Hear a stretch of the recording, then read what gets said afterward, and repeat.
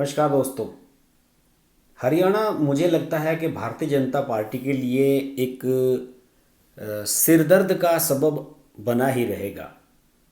देखिए, यहाँ जब चुनाव हुआ था 2 साल पहले हरियाणा में, तो उस समय मनोहर लाल खट्टर जो उस समय चीफ मिनिस्टर थे, वो खूब दावा करते रहे कि हम 60-65 सीटें जीतेंगे और पूर्ण बहुमत की यहाँ पर सरकार बनाएंगे।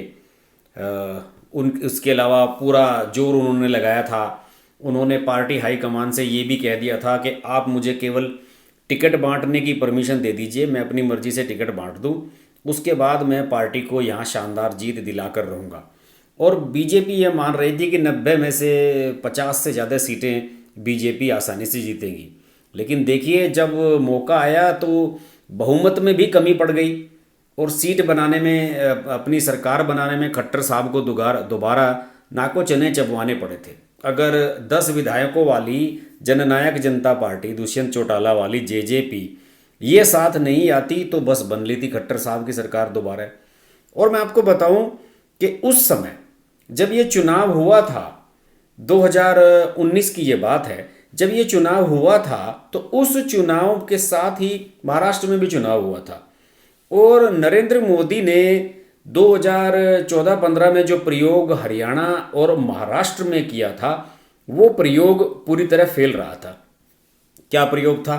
प्रयोग ये था कि हरियाणा का जो जाट बहुल इलाका है, जाट बहुल राज्य जो माना जाता है, यहाँ पर एक पंजाबी को आपने कमान सौंप दी थी मनोहर लाल खट्टर के रूप में, जबकि दावेदार कई और थे, कैप्टन अभिमन्यु, कई और लोग थे पार्टी के भीतर दावेदार। और कमान सौंप दी थी आपने एकदम आउट ऑफ बॉक्स जाकर पुराने दिग्गज मनोहर लाल खट्टर को। लोगों ने उस समय कहा था कि नरेंद्र मोदी के पुराने दोस्त रहे हैं, इसलिए नरेंद्र मोदी ने उन्हें यहाँ का सीएम बना दिया। और दूसरी बार उन्हें सरकार बनाने में नाको चने चबवाने पड़ गए। ऐसा ही हुआ वहाँ पर महाराष्ट्र में। देवेंद्र फडणवीस के रूप में एक ब्राह्मण को बना दिया गया चीफ मिनिस्टर महाराष्ट्र का, जो कि मराठाओं को बिल्कुल भी मंजूर नहीं था। और यही वजह रही कि जब दोबारा गए तो बहुमत लायक सरकार नहीं, सीटें नहीं ला पाई बीजेपी, और वहाँ पर तो सरकार बन ही नहीं पाई। क्यों?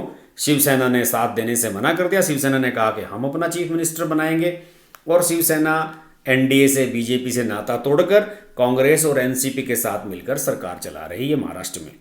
तो ये दो प्रयोग फेल हुए थे, और मुझे लगता है कि हरियाणा का प्रयोग इस बार अब फेल ही रहने जा रहा है। अब खट्टर साहब का मुझे लग रहा है कि ये आखिरी टेन्योर है, आगे से चीफ मिनिस्टर वो नहीं बन पाएंगे, जीते या हारे बीजेपी यहाँ पर। देखिए, मैं ये सब बातें इसलिए आपको पहले बता रहा हूँ क्योंकि अभी हरियाणा में 7 नगर शहरी निकायों के चुनाव हुए हैं और उनके नतीजे आए हैं। और उन नतीजों का जो रिफ्लेक्शन है वो कतई भी ये नहीं इंडिकेट कर रहा कि यहाँ पर बीजेपी अब स्ट्रॉन्ग पोजीशन में है। यहाँ हरियाणा में बीजेपी का एक थोड़ा सा ग्राफ नीचे की तरफ जाता हुआ नजर आ रहा है। और भूपेंद्र सिंह हुड्डा जो कि कांग्रेस के दिग्गज नेता हैं यहाँ के, और पिछला विधानसभा चुनाव भी उन्होंने जोरदार तरीके से लड़ा था, वो एक बार फिर अपनी मजबूती पाते हुए नजर आ रहे हैं। भूपेंद्र सिंह हुड्डा के समर्थक यहाँ सफलता हासिल करते हुए नजर आ रहे हैं। अगर मैं हरियाणा के 3 नगर निगमों और एक नगर परिषद समेत 7 शहरी निकायों के चुनाव नतीजों की बात करूं तो भाजपा व जजपा का जो गठबंधन है, भाजपा व जजपा का गठबंधन यहाँ भी रहा है। यहाँ पर जो नतीजे हैं वो गठबंधन के मुताबिक नहीं आए हैं, जबकि इससे पहले क्लीन स्वीप करते रहे हैं ये मिलकर निकाय चुनावों को। देखिए, अंबाला व सोनीपत नगर निगम भाजपा के हाथ से फिसल गए हैं, और सोनीपत नगर निगम में कांग्रेस के पूर्व मुख्यमंत्री भूपेंद्र सिंह हुड्डा व उनके राज्यसभा सांसद बेटे दीपेंद्र सिंह हुड्डा की पसंद के उम्मीदवार की जीत हुई है। इसके अलावा पंचकुला में भाजपा के कुलभूषण गोयल जरूर चुनाव जीत गए हैं, लेकिन अंबाला में पूर्व केंद्रीय मंत्री विनोद शर्मा, ध्यान है जेसिका लाल मर्डर केस में जिनके बेटे का नाम था, सजा पा रहा है, विनोद शर्मा ने अपनी पार्टी बना ली थी। पहले वो कांग्रेस में थे, अपनी पार्टी बना ली थी हरियाणा जनशक्ति पार्टी, और उनकी पत्नी रानी शर्मा यहाँ से उम्मीदवार थी और वो जीत गई हैं। इसके अलावा रेवाड़ी नगर परिषद में भाजपा की पूनम यादव को जीत हासिल हुई है और पूर्व मंत्री रामविलास शर्मा यहाँ के चुनाव प्रभारी थे। इसके अलावा आपको मैं बताऊं कि 2 साल पहले यहाँ पर यमुनानगर, करनाल, रोहतक, हिसार और कुरुक्षेत्र में भाजपा ने क्लीन स्वीप किया था और सारी जितने भी नगर निकाय थे सारे जीत लिए थे।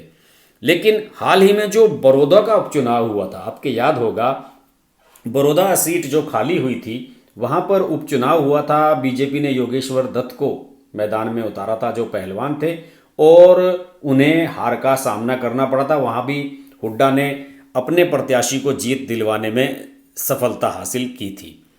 और यही अब जो रिफ्लेक्शन है, इन सब का रिफ्लेक्शन कुछ इसी तरह का नज़र आ रहा है। जैसे कि उकलाना, धारूहेड़ा, सांपला, इन नगर पालिकाओं में भी चुनाव हुआ और यहाँ भी गठबंधन की हार हुई है। हालांकि यहाँ निर्दलीय उम्मीदवार अध्यक्ष पद पर जीते, लेकिन इन दोनों ही निर्दलीय पर कांग्रेस और बीजेपी कह रहे हैं कि यार हमारे सपोर्टेड हैं। और इस अब स्थिति ये बन रही है कि जो भाजपा और जजपा का गठबंधन है वो एक तरीके से बिल्कुल एज पर आ गया है। ये भी इन बातों से रिफ्लेक्शन जा रहा है, नगर निगम के चुनावों के इन नतीजों से ये भी मैसेज आ रहा है कि जो किसान आंदोलन चल रहा है, किसान आंदोलन का भी प्रभाव इन पर पड़ा है। क्योंकि किसान आंदोलन का सबसे ज़्यादा विरोध पंजाब या फिर हरियाणा के किसान ही कर रहे हैं और लोगों का ये मानना है कि हमारे किसान धरना प्रदर्शन देकर, जाम लगाकर सड़कों पर पड़े हुए हैं, महीनों से आपकी सरकार उनकी सुन नहीं रही है। तो इस वजह से ये सारी स्थिति नज़र आ रही है कि शायद इसका इम्प्रेशन भी इन नतीजों पर गया हो। और इन शहरी निकायों में काफ़ी संख्या में गांव भी आते हैं, जो गांव अब शहरों के बीच में आ चुके हैं या जिनके रकबों में, जिनकी ज़मीनों में शहरों की कॉलोनियाँ बनी हुई है। और देखिए, जैसे कि अगर भाजपा पंचकुला का अगर नगर निगम का नतीजा हम देखें तो यहाँ मेयर पद के लिए जो कुलभूषण गोयल थे उनका खुद का रसूख काफ़ी खास था और भाजपा के वोट बैंक और अपने निजी संबंधों के कारण कुलभूषण गोयल ने कांग्रेस के प्रत्याशी उपेंद्र कौर आहलूवालिया के मुकाबले केवल 2057 मतों से जीत हासिल की है। बहुत संकीर्ण जीत रही है और इसकी वजह से ये भी बताया जा रहा है कि कांग्रेस के जो प्रत्याशी थे उपेंद्र कौर आहलूवालिया जो थी, उनको कांग्रेस की अंदरूनी राजनीतिक जो अंदर खाने मुखालफत चल रही थी उसका भी नतीजा इसको देखने को मिला है। अलबत्ता सोनीपत नगर निगम की अगर मैं बात करूं तो यहाँ भूपेंद्र सिंह हुड्डा का इंप्रेशन साफ नज़र आया है। हुड्डा ने यहाँ से निखिल मदान को प्रत्याशी बनाया था और भाजपा ने हरियाणा पब्लिक इंटरप्राइजेज ब्यूरो के वाइस चेयरमैन ललित बत्रा पर दांव खेला था और ललित बत्रा को मदान ने 13,818 मतों से हराया है। तो यहाँ पर बत्रा दूसरे स्थान पर रहे। और अंबाला की अगर बात करूँ, विनोद शर्मा वाली जो सीट है, विनोद शर्मा पहले कांग्रेसी हुआ करते थे, फिर उन्होंने हरियाणा जन चेतना पार्टी, जनशक्ति पार्टी, कुछ इस तरह के नाम की पार्टी बना ली और उनकी पत्नी शक्ति रानी यहाँ पर चुनाव लड़ रही थी और उन्होंने 37,604 वोट हासिल किए और भाजपा की डॉक्टर वंदना शर्मा को उन्होंने 8,084 मतों से पराजित किया है।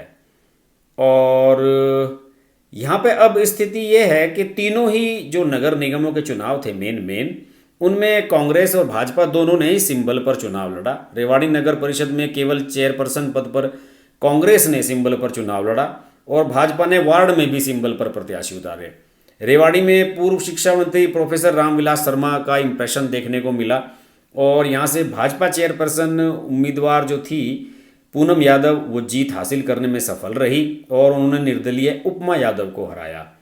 और अगर कांग्रेस की बात करूँ तो कांग्रेस के दिग्गज नेता और पूर्व मंत्री कैप्टन अजय सिंह यादव, जो कि लालू प्रसाद यादव के रिश्तेदार हैं, उनका परिवारवाद भारी पड़ा यहाँ पे और निर्दलीय प्रत्याशी उपमा ने पार्टी ये जो यहाँ पे जो निर्दलीय प्रत्याशी उपमा है वो पार्टी के पुराने नेता सतीश यादव की पत्नी है और वे यहाँ से टिकट मांग रहे थे, लेकिन रेवाड़ी परिषद का फैसला पार्टी ने कैप्टन पर छोड़ा था। अजय यादव ने अपने भाई के बेटे की पत्नी विक्रम यादव को चुनाव में उतारने का फैसला लिया और विक्रम यादव तीसरे नंबर पर ही आ पाई। तो ये सब स्थिति है। बहरहाल इसमें ज़्यादा डिटेल में ना जाते हुए फिर भी मैं ये सिर्फ कहना चाहूँगा कि अब कांग्रेस फिर से मजबूत हो रही है। हरियाणा में पहले से ही मजबूत थी और इन चुनावों का रिफ्लेक्शन ये भी आया है कि भूपेंद्र सिंह हुड्डा प्रदेश अध्यक्ष शैलजा पर भी भारी पड़ते हुए नजर आ रहे हैं। उनके प्रत्याशी जीत रहे हैं और इसका इंप्रेशन आगे तक जा रहा है।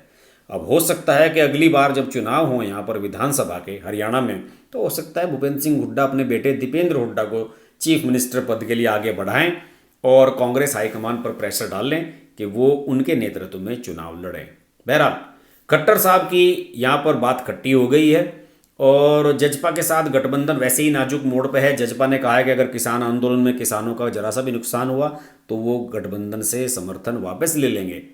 तो खट्टर साहब की मुश्किलें यहाँ पर बढ़ने जा रही हैं और ये नगर निकायों के चुनाव के नतीजे तो यही रिफ्लेक्ट कर रहे हैं। देखिए, हरियाणा पर हम लगातार नज़र बनाए रखते हैं। बहुत वीडियो बनाए हैं मैंने, आगे भी बनाते रहेंगे। आप देखते रहिए हर्ष की बात लाइव। नमस्कार। अगर आपको हमारी वीडियो पसंद आई तो वीडियो को लाइक करें, चैनल को सब्सक्राइब करें और नोटिफिकेशंस के लिए बेल आइकन को प्रेस करें।